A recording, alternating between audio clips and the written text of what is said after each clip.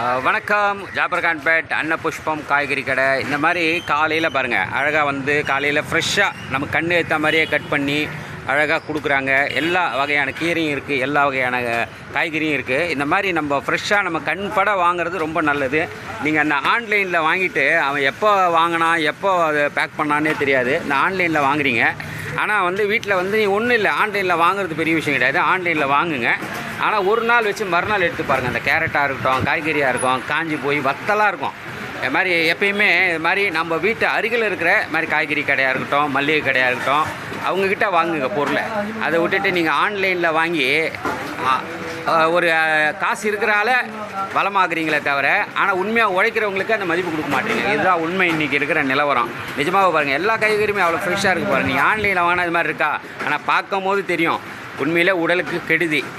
நான் அனுபவத்தில் சொல்கிறேன், வேறு ஒன்றும் இல்லை. உங்கள் ஏரியா பக்கத்தில் இருக்கிற காய்கறி கடை, மல்லிகை கடை, அங்கே பொருளை வாங்குங்க. ஆன்லைனில் வாங்கிட்டு அவங்க பாவம் உங்களை நம்பி அவங்க இருக்காங்க, ஆனால் நீங்கள் ஆன்லைன்னு இப்படி தான் சுற்றுறீங்க. நான் என் வீட்டையும் சேர்த்து தான் சொல்கிறேன். வணக்கம், உங்கள் காந்தி.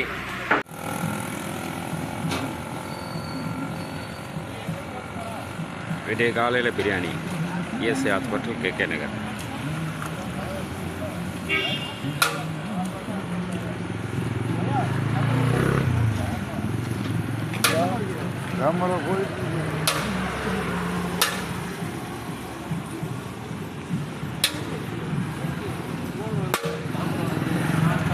இந்த மாதிரி காக்கை, புறா, மைனா, நிறைய பறவை வரும். இப்போ நான் அந்த வீடியோ எடுக்கிறதுனால எதுவும் வரல. காலையில் நிஜமாகவே இவங்கெல்லாம் உணவு வைங்க. புறா வளர்க்குறவங்க வச்சுருவாங்க, காக்கா கயர் கொடுப்பா. அவ்வளோ இடி மழை, இத்தனைக்கும் ஓரமாக கூட ஒதுங்க. அது பார்த்துருக்கீங்களா? காக்கா அந்த மரக்கலையில் தான் நனைஞ்சிக்கிட்டு இருக்கோம். அதுக்கு கொடுத்த ஆற்றல், இந்த காக்கைக்கு இறைவன் கொடுத்த ஆற்றலை மனுஷனுக்கு கொடுத்துருந்தா எப்படி இருக்கும்? ஆனால் மனுஷன் 1 மணி நேரம் மழையில் நிற்க மாட்டான். இது வந்து 8 மணி நேரம் மழை பெஞ்சாலும் நிற்கும். அது மாதிரி காக்கைக்கு நம்மளால் முடிஞ்சது செய்யுங்க. நீங்கள் டெய்லி செய்யணும் அவசியம் கிடையாது. பாருங்க, என்னை எதிர்பார்த்துக்கிட்டு இருக்கோம்.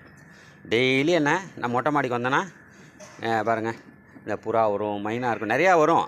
நான் வந்தேனே, நான் போன பிறகு அந்த குட்டி குட்டி குருவிங்களாம் இருக்கும். இப்போ பாருங்கள், எங்கள் வீட்டு பக்கத்தில் இது மாதிரி இந்த மரங்கள்லாம் காலியாக இருந்தது. நான் வந்தேன்னு அப்படியே மரமாக இருந்துச்சு. இப்போ அதில் ஏகப்பட்ட குருவி, புது வகையான பறவைகள்லாம் இருக்குது. இது மாதிரி நாய்கள், நம்ம வீட்டை சுற்றி இருக்கிற நாய்களுக்கெல்லாம் உணவு வைங்க. காவலாளியே வேணாம், அவனே உங்கள் வேலையை பார்த்துருவான். எவனும் உங்கள் வீட்டு பக்கத்தில் இருக்க மாட்டான். டெய்லி ஒரு வேளை உணவு வைங்க. நல்ல விஷயம்.